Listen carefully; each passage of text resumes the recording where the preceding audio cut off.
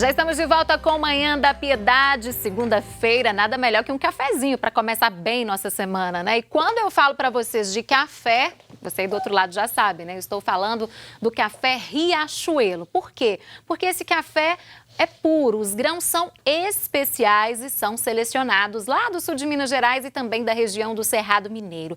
Gente, é um café 100% arábica, né? Ele é torrado e é moído artesanalmente, isso faz toda a diferença no aroma, no sabor. Então, minha amiga dona de casa, você meu amigo, leve nas compras o café Riachuelo, leve para sua casa o verdadeiro gostinho da roça. E tem muita tradição este nome, não é nenhum produto novo no mercado não, gente. O café Riachuelo está desde 1962, né, fazendo o café dos mineiros. E você vai encontrar o café Riachuelo moído na hora, ali no final da Avenida Paraná, bem na virada do Move, entre as ruas Santa Catarina e Tupis. Fica ali na antiga Praça 1º de Maio, como muitos conhecem, né? Fica no centro de Belo Horizonte. Outro ponto de referência também é o Mercado Central. Quer mais informações sobre o café Riachuelo? Então ligue agora, ligue o quanto antes. O telefone aparece na sua telinha, 3212-7993. Café Riachuelo, você já sabe, né? Mas vou repetir, é o ponto alto em café. Gente, agora está na hora de falarmos sobre dinheiro, sobre finanças aqui no nosso programa, né? Como ocorre todas as segundas-feiras, o nosso consultor financeiro Matheus Machado sempre traz dicas para a sua vida financeira. E hoje o tema da nossa conversa é cooperativa de crédito. Pois é, será o que é a cooperativa? Na verdade, é uma instituição financeira que é formada por uma associação de pessoas para prestar serviços financeiros exclusivamente aos seus associados. Mas nós vamos entender então um pouco sobre esse funcionamento, né? Como são essas associações, quem pode participar? O Matheus Machado que vai esclarecer para a gente estas dúvidas agora. Bom dia, Matheus, bem-vindo. Bom dia, Síria. Boa semana para todo mundo. Boa segunda. Para todos nós, né? Já vamos começar cuidando do nosso dinheiro hoje, né? Com certeza. A cooperativa de crédito, ela veio dessa ideia, né? Vamos cuidar nós mesmos do nosso dinheiro. E aí elas começaram a surgir pelo Brasil. Então, mas eu falei rapidamente ali, né? Como que funciona. O que são essas cooperativas? Como que é o funcionamento delas, Matheus? Tá. Você comentou ali que elas são uma associação, né? Associação de pessoas, inclusive pode até ter participação de pessoa jurídica, né? Não é só pessoa física. Ela tem uma grande diferença em relação aos bancos, que embora ela possa prestar os serviços financeiros que os bancos prestam, ela não tem lucro, ela não visa ter lucro. Por quê? Porque é a essência da associação, né? Até em termos jurídicos, a associação ela é sem fins lucrativos. Então, no fim do período, por exemplo, no fim do ano, o que eles fazem? Eles fazem um rateio do lucro ou um rateio das perdas, porque isso também pode acontecer. E vai ser dividido com todo mundo? Com todo mundo, com todos os associados. Felizmente, o que a gente acompanha são associações, né, são cooperativas de crédito bem-sucedidas. A gente tem vários casos delas, mas também há histórico de cooperativas que quebraram. Então é importante lembrar disso. Como o banco pode quebrar, a cooperativa também pode. Eu não estou dizendo que a cooperativa ela é mais vulnerável do que o banco, mas ela acaba sendo uma associação menor. Né? Nós estamos falando de menos pessoas, elas não conseguem realizar aqueles lucros bilionários dos bancos, já que ela não pode ter lucro. Então, o que ela faz? Ou ela pega o dinheiro e reinveste, ou ela distribui para os associados. Então, tem que ser um emaranhado, aí, um jogo, uma estratégia muito bem montada. As cooperativas, hoje a gente tem cooperativa presente praticamente no Brasil inteiro. Tem muitas, né? Muitas. E assim, a gente tem às vezes a mesma rede que está em 23 estados. Isso mostra o sucesso do modelo. Mostra que é um modelo que dá certo, mas ele tem que ser muito bem gerido. Bem estruturado também. Né? Muito bem estruturado. Tem pessoas que me perguntam, eu tenho medo de colocar muito dinheiro na cooperativa.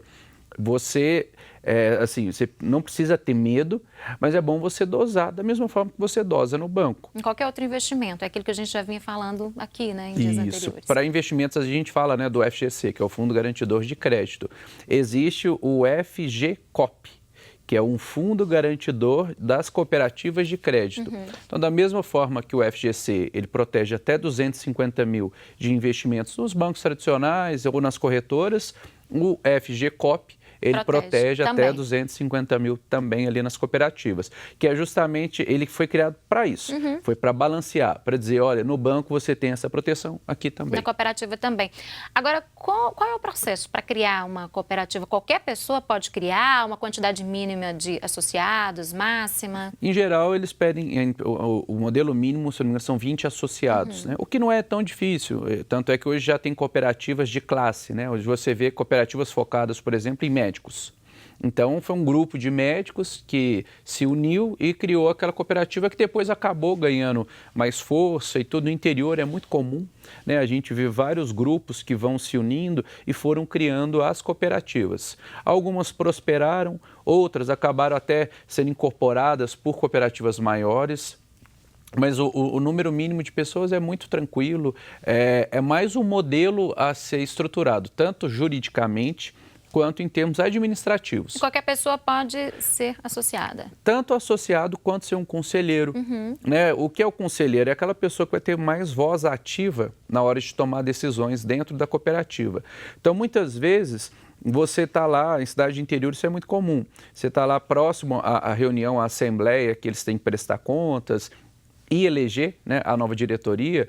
Você vê aquela pessoa que você conhece, que é um fazendeiro ou que é um comerciante, ele São falando, olha, próximas, né? eu vou ser candidato a conselheiro, vá lá para você votar. Por quê? Porque todo associado, o que no banco a gente chamaria de correntista, né, todo mundo que tem conta na cooperativa, pode votar. Então você vai lá e você ajuda a eleger quem vai fazer a gestão do negócio. Por isso que é importante não votar só por amizade. Agora, qualquer um desses associados também pode se candidatar para ser um gestor dessa cooperativa? Qualquer um pode se candidatar. Acaba que, a gente sabe, eu falei da amizade porque acaba se tornando quase uma coisa eleitoral, né? Quase política. E aí as pessoas acabam votando em quem é mais popular. Amizade. Exato. Mas é um grande risco, porque aquele conselheiro é que vai direcionar a estratégia da cooperativa que gere o seu dinheiro. Então, se você vota por amizade e elege uma pessoa que não é preparada, o que você está fazendo? Você está dizendo para ela, você decide o que fazer com o meu dinheiro. E aí, o tão suado dinheirinho, né? Suado, né? E assim, é um risco. Né? Você fala assim, mas tem um fundo garantidor lá que me protege. Olha, mas se quebrar, a dor de cabeça é grande, né? E você não quer que quebre. Então, assim, não eleja a pessoa, o associado, só por amizade. Eleja por competência, claro, por ética, que é muito importante. Afinal de contas, é dinheiro que está envolvido. Então, coloque uma pessoa ética ali para cuidar, porque vale a pena, é legal. Mas é isso que eu queria saber. Quais os diferenciais em termos de benefícios de a pessoa procurar uma cooperativa de crédito? Eu costumo fazer uma associação assim. Os bancos digitais, eles foram muito disruptivos, né? Eles inovaram muito, por quê? Porque eles tiraram taxas, eles tiraram várias coisas. A cooperativa, ela foi esse meio termo entre o banco tradicional e o banco digital. Então, ela veio trazendo taxas menores, cheque especial com taxas também muito menores, porque tradicionalmente o cheque especial no mercado ele é muito puxado. Nas cooperativas eles têm juros, né? Eles têm taxas bem mais acessíveis, eles conseguem financiamentos mais direcionados. Então é muito comum a gente ver cooperativa focada em produtor rural. Muito comum. No interior então nem se fala, né? Super comum. Então o produtor ele acaba tendo um acesso diferenciado a linhas de crédito, porque a cooperativa acaba se especializando. Ela bem acaba segmentada mesmo, né? Bem segmentada. Então assim, as taxas costumam ser bem melhores do que nos bancos, as linhas de crédito são mais segmentadas. É claro que em alguns momentos as cooperativas não conseguem competir com os grandes bancos. Às vezes na hora de brigar por uma linha de empréstimo, de financiamento, ela não consegue bater de frente.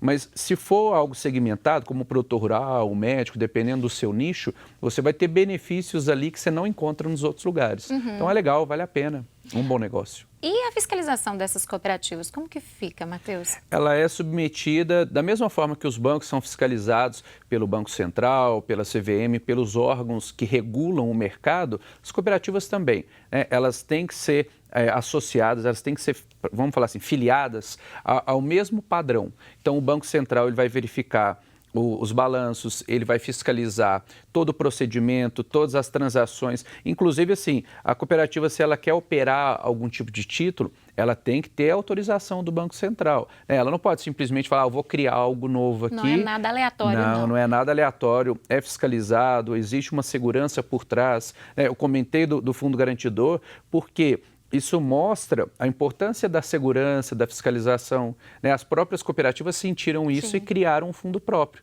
que é para falar, olha, você fica seguro no banco, você também fica seguro aqui. E é a mesma coisa. Tanto é que se você entrar no site do Banco Central, lá existem vários assuntos, campos que explicam sobre as cooperativas de crédito, mostrando, olha, nós também cuidamos disso, né? A gente não cuida só do banco tradicional. Tem responsabilidades e muitas também, Muitas responsabilidades. Temos uma pergunta, Matheus, para você, da Pamela Cristina, lá do bairro Visto Alegre. Um abraço para você, Pamela. Obrigada por participar. Ela quer saber o que é um banco cooperativo.